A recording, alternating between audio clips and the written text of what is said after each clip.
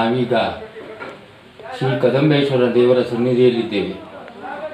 ಶ್ರೀ ಕದಂಬೇಶ್ವರ ದೇವರು ಶಿರಸಿ ತಾಲೂಕಿನ ಕಡಬಾಳದ ಗ್ರಾಮ ದೇವರಾಗಿ ವಿಜೃಂಭಿಸುತ್ತಾ ಇರುವಂತಹ ಬಹಳ ಪುರಾತನ ಕಾಲದಿಂದ ಪ್ರತಿಷ್ಠನಾಗಿ ಇಲ್ಲಿ ಈಗ ನೆಲೆಯಾಗಿ ನಿಂತಿದ್ದಾನೆ.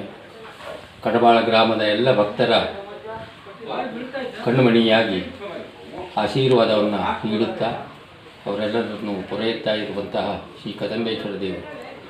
ಇದು ಕದಂಬರ ಕಾಲದಲ್ಲಿ ಸ್ಥಾಪಿತವಾದ ಈ ದೇವಸ್ಥಾನ ಮತ್ತು ಈ ಕದಂಬೇಶ್ವರ ದೇವರು ಅಂತ ಪ್ರತೀತಿ ಇದೆ. ಬಹಳ ಪುರಾತನವಾದಂತಹ ದೇವಸ್ಥಾನ. ಈ ಲಿಂಗವನ್ನು ನಾವು ನೋಡ್ತಾ ಇದ್ದೇವೆ.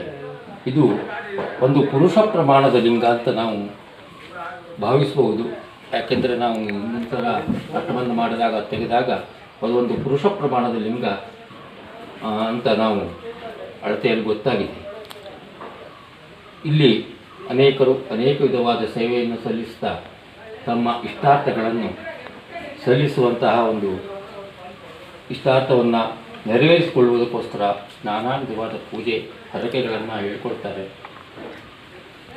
ವಿಶೇಷವಾಗಿ ಕಳ್ಳತನವಾದಂತೂ ಒಂದು ಹರಕೆಯಲ್ಲಿ ಬಹಳ ಪರಿಣಾಮ ಕೂಡ ಆಗಿದೆ.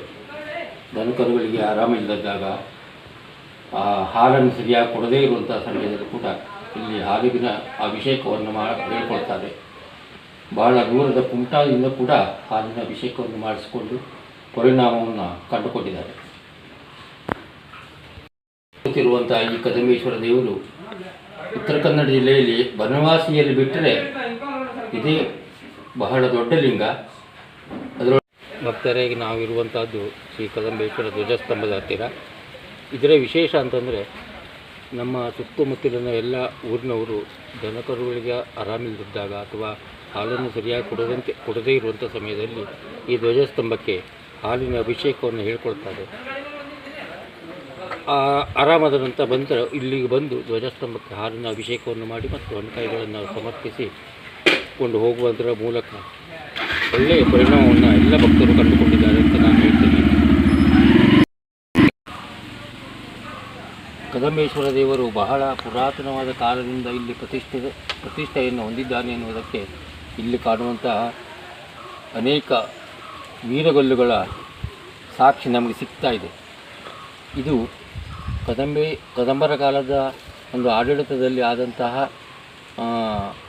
ಒಂದು ಸ್ಥಾಪನೆ ಅಂತ ಹೇಳಿಕೊಳ್ಳುವುದಕ್ಕೆ ಬನವಾಸಿ ಮತ್ತು ಇಲ್ಲಿಗೆ ಬಹಳ ಹೋಲಿಕೆಯನ್ನು ನಾವು ಇಲ್ಲಿ ಕಾಣಬಹುದು.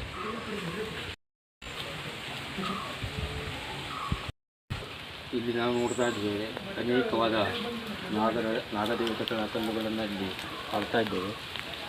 ಇದು ನಮ್ಮ ಕದಂಬೇಶ್ವರ ದೇವರ ನಾಗಶಕ್ತಿ ಇಲ್ಲಿ ಬಹಳ ಒಂದು ವಿಜೃಂಭಣೆಯಿಂದ ಇರುವಂಥದ್ದು. ಇಲ್ಲಿ ಅನೇಕ ಹರಕೆಗಳು ಸಂದಾಯಿತವಾಗಿದೆ ಎನ್ನುವುದಕ್ಕೆ ಈ ನಾಗರ ಕಲ್ಲುಗಳೇ ಸಾಕ್ಷಿ.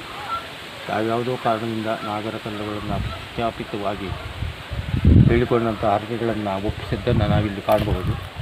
ವಿಶೇಷವಾಗಿ ಹರಕೆಗಳಲ್ಲಿ ಫಲ ಕೊಡ್ತದೆ ಅಂತ ನಾವು ಈ ಸಾಕ್ಷಿಯಿಂದ ತಿಳ್ಕೊಳ್ಬೋದು.